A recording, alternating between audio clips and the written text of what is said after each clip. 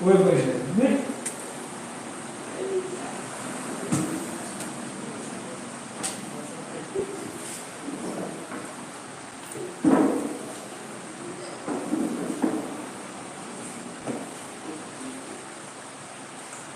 Graças a Deus, irmãos. Amém.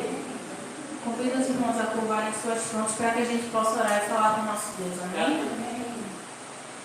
Justo, maravilhoso Deus, bondoso Pai, estamos aqui, Senhor, em Tua presença.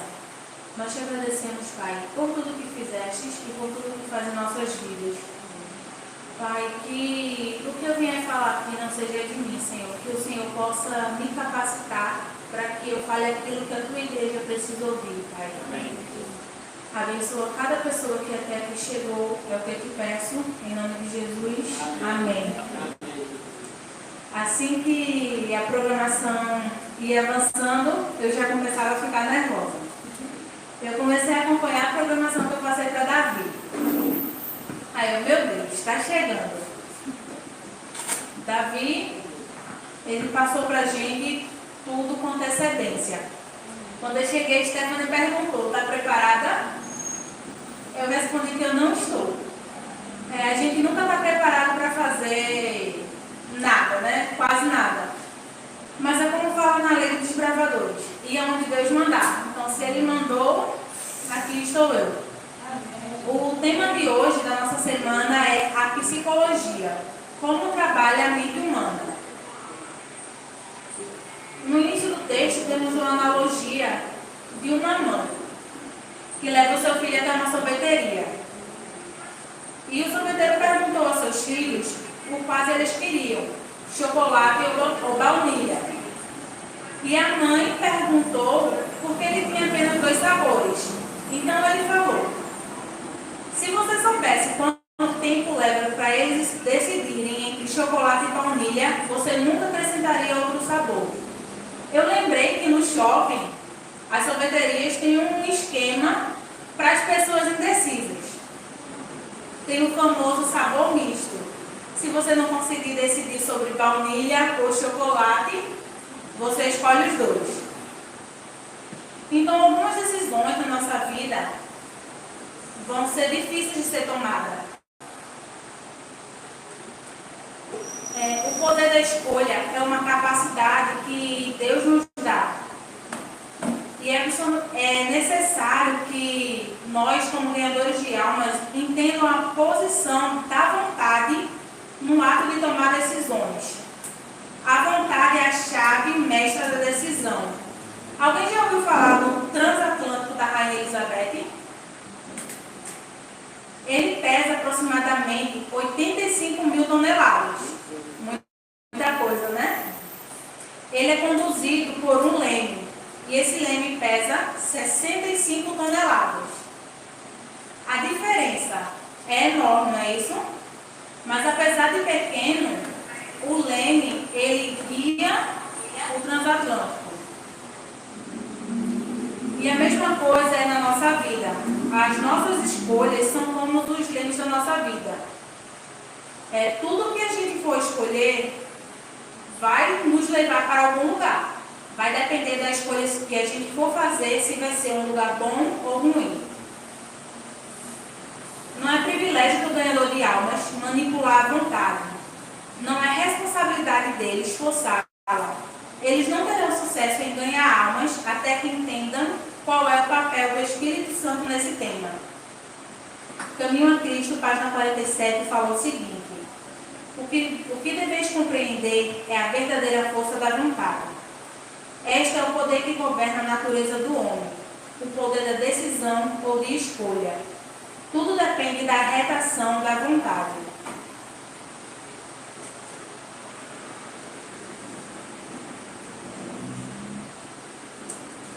A Ciência do Bom Viver, página 176, fala assim: mediante o devido exercício da vontade, uma completa mudança pode ser operada na vida.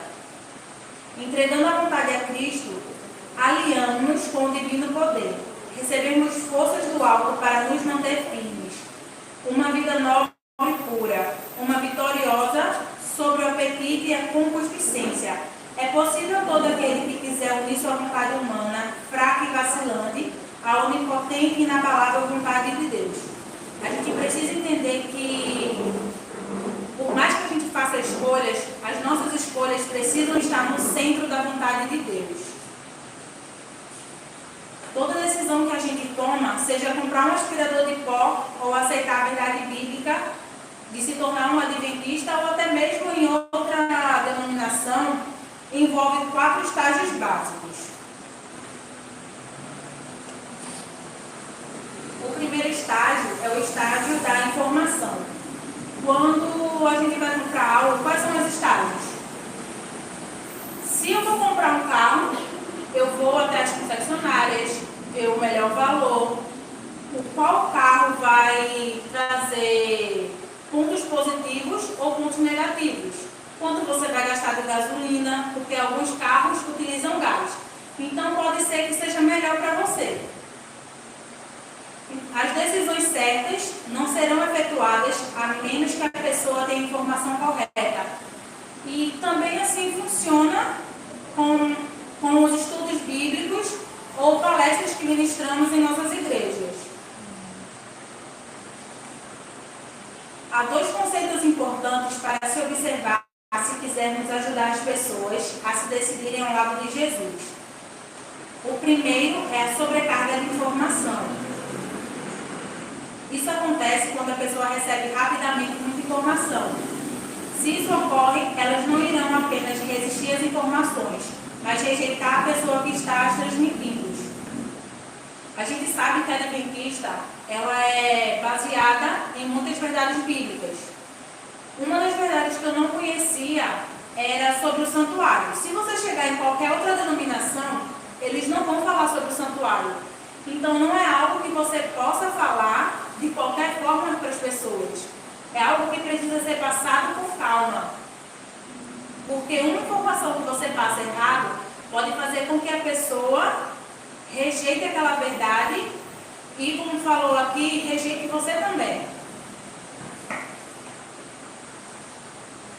Um segundo fator que inibe decisões é o fenômeno psicológico da não reação programada.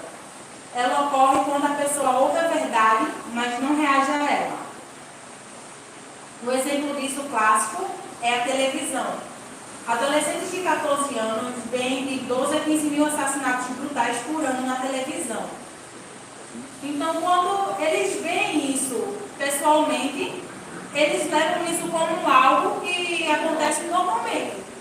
Eles não vão ter uma reação.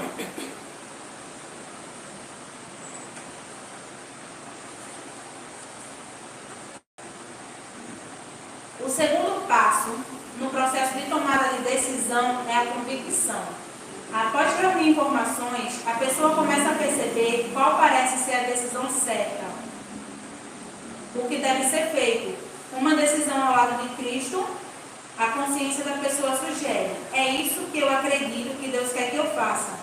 Acredito que essa seja a vontade de Deus. Se eu não tomar a decisão certa, irei contra a vontade de Deus.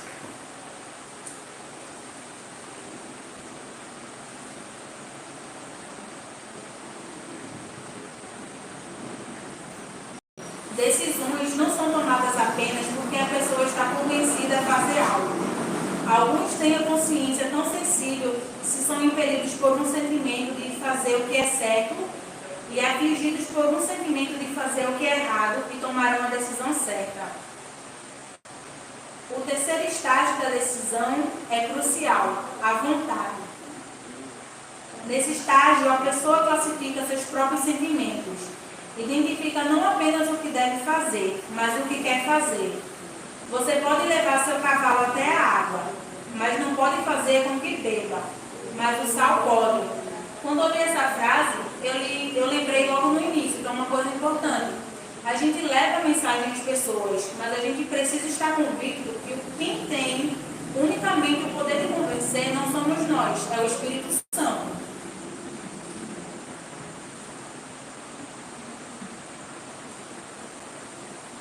Como ganhadores de almas, somos o sal da terra. É necessário apresentar o Evangelho a homens e mulheres, de tal modo que eles apenas não terão informações adequadas serão convencidos, mas irão querer agir.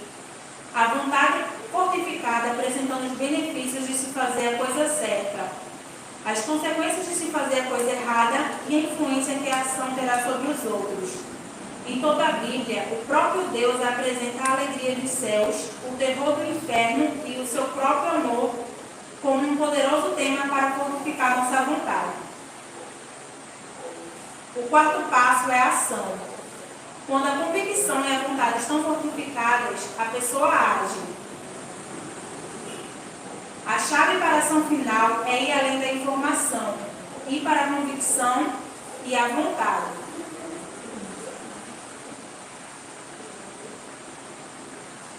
Tem um nomezinho em inglês aqui de um escritor. Como eu não sou fluente, eu não vou saber ler. Então depois eu peço para Davi passar esse nome para os irmãos. Mas ele escreveu assim: na mente de uma pessoa, decisões surgem na interação do conhecimento, da convicção e da vontade. Quando o conhecimento, a convicção e a vontade da mente de uma pessoa em relação a um determinado assunto alcançam certa intensidade, a mente humana movimenta-se a uma decisão e reage com respeito a isso. Uma vez que o conhecimento, a convicção e a vontade levam à decisão, os sermões, os estudos bíblicos e as conversas pessoais deveria ser um misto de fatores da vontade e convicção em respeito ao assunto dado. Isso é necessário para que exista interação do conhecimento, da convicção e da vontade, para que haja a aceitação, a decisão e a ação. Conforme nós analisamos certos textos, descobrimos que alguns são especialmente designados para trazer conhecimento, outros para convicção e outros para vontade. E muitas vezes o mesmo texto contém os três elementos. Precisamos focar nesses textos, pois eles irão implantar a convicção e ao mesmo tempo despertar a vontade de aceitar e seguir os princípios de Deus, à medida que os apresentamos aos estudantes em nossos estudos bíblicos. Decisão Segura, parte 2. É um livro. Então, como o texto fala, a própria Bíblia, ela nos dá formas de levar a palavra para as pessoas. Nós encontramos textos que trazem conhecimento, outros que convencem e outros para a vontade. E muitos deles já contém tudo em um texto só. Mas o que é necessário para isso? Que a gente estude a Bíblia. Se eu não estudar a Bíblia, eu não vou saber onde estão esses textos ou o que eles querem falar.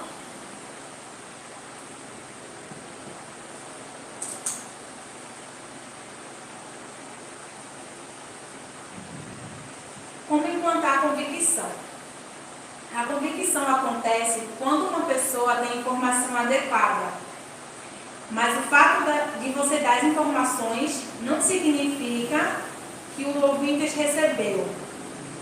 Se a informação é clara, livre de maiores obstáculos e aparentes contradições, Deus, através do Espírito Santo, traz a convicção. Mas a informação não irá conduzir à convicção, a menos que seja clara. Por exemplo, ao dar um estudo bíblico sobre a segunda vinda de Cristo, eu desejo imprimir a convicção de Cristo irá voltar logo. Assim eu devo rever o estudo em 2 ou 3 minutos dizendo: João, está claro para você que quando Cristo voltar, ele virá entre as nuvens do céu, com todos os anjos, e que todo olho poderá vê-lo? Você acredita de coração que nós estamos vivendo nossos últimos dias? Se a resposta é negativa, eu devo retroceder e explicar melhor antes de progredir para a convicção. Porém, se a resposta for positiva, eu devo continuar. Muitas vezes, quando a gente estiver passando um estudo bíblico, a pessoa, talvez ela não tenha um entendimento claro. E vai ser preciso que você faça algumas perguntas para que seja implantada a convicção nela.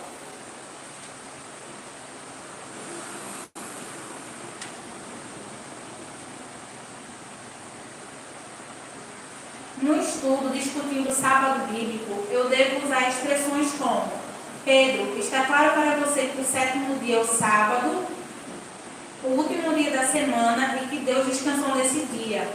Você percebe que Deus requer hoje que guardemos o sábado bíblico? Você entende que o sábado faz parte dos 10 mandamentos da lei de Deus? Após receber respostas positivas, eu devo continuar usando Apocalipse 22:14. A Bíblia diz: bem-aventurados aqueles que lavam as suas vestiduras no sangue do Cordeiro, para que lhes assista o direito à árvore da vida e entrem na cidade pelas portas.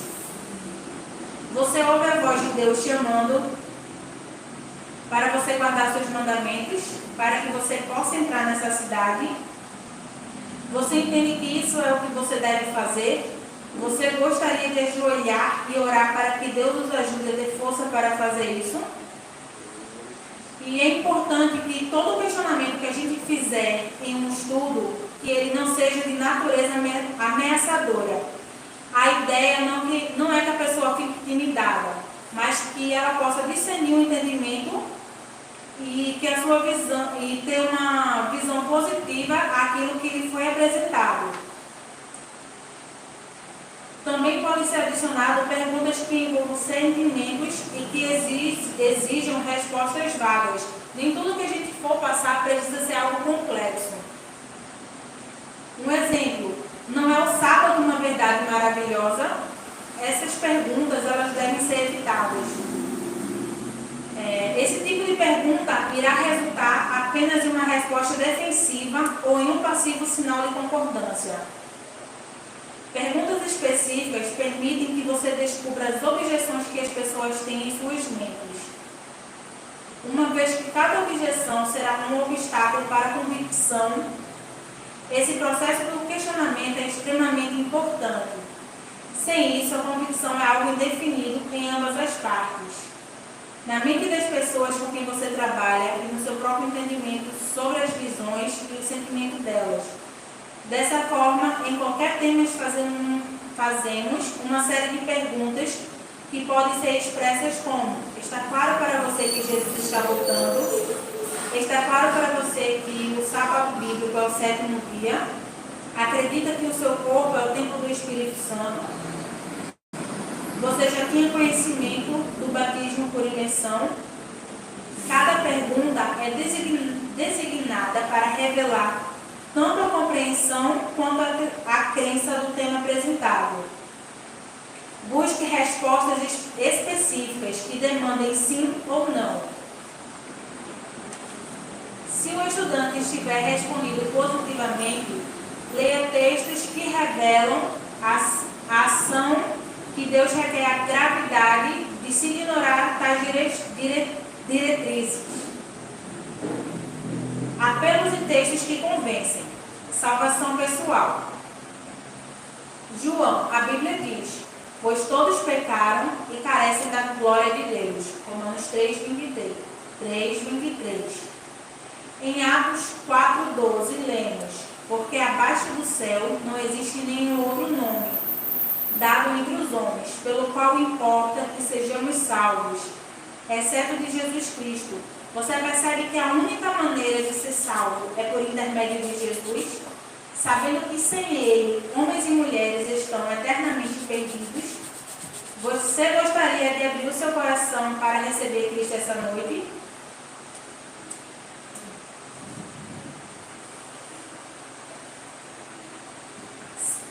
Sobre a segunda vinda. A Bíblia ensina que quando Jesus voltar, você e eu o veremos. Apocalipse 1:7 nos diz que todo olho verá. Se você e eu queremos recebê-lo em paz e com o coração alegre, devemos fazer agora tudo o que sabemos ser correto. Você compreende que a única forma de se encontrar com Jesus em paz é permitir-lhe, por meio do seu Santo Espírito, tirar de sua vida todo ato que separe você dele? 1 João 3:1-3 enfatiza que aqueles que se encontrarão com Jesus terão experimentado uma mudança em sua vida e coração. Eles terão nascido de novo. Gostaria de pedir a Deus que tire todo o ato de sua vida que me impeça de encontrá-lo em paz? sábado. Ao estudarmos o sábado juntos, você começou a sentir uma forte convicção do que Deus quer que você faça?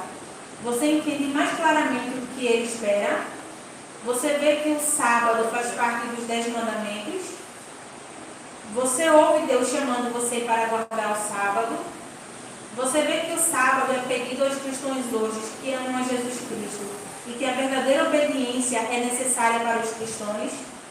A Bíblia diz em 1 João 2,4: e se dissermos que seguimos a Cristo e não somos obedientes a Ele, somos mentirosos e a verdade não está conosco. A obediência é a prova da vida cristã. Gostaria de mostrar sua obediência a Cristo guardando ao seu sábado? Por viver saudável. A Bíblia ensina que o nosso corpo é templo de Deus e também ensina que Deus quer que mantenhamos nosso corpo puro e santo. 1 Coríntios 3, 16 e 17 diz: não sabeis que sois santuários de Deus e que o Espírito de Deus habita em vós? Se alguém destruir o santuário de Deus, Deus o destruirá, porque o santuário de Deus que vós sois é sagrado. Quer mostrar o seu amor por Cristo mantendo o seu corpo puro?